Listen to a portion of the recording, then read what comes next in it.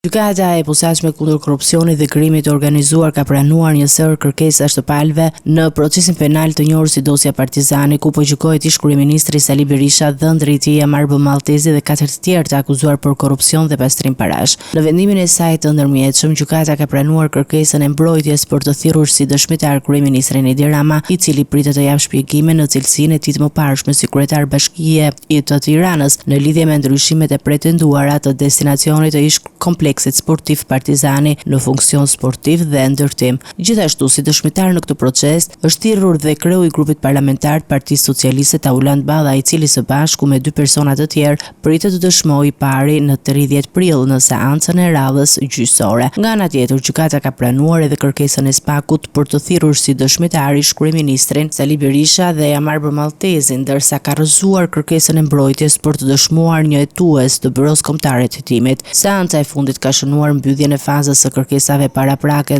ndërsa me 30 prill pritet të nisë shqyrtimi në themeli provave dhe dëshmive në këtë proces. SPAK pretendon se Berisha ka ndikuar përmes akteve ligjore dhe vendimarrjeve në procedurat e privatizimit të ish kompleksit Partizani, me qëllim favorizimin e përfitimeve për familjen e tij, akuzat të cilat janë mohuar nga të pandehurit duke i cilësuar si politike.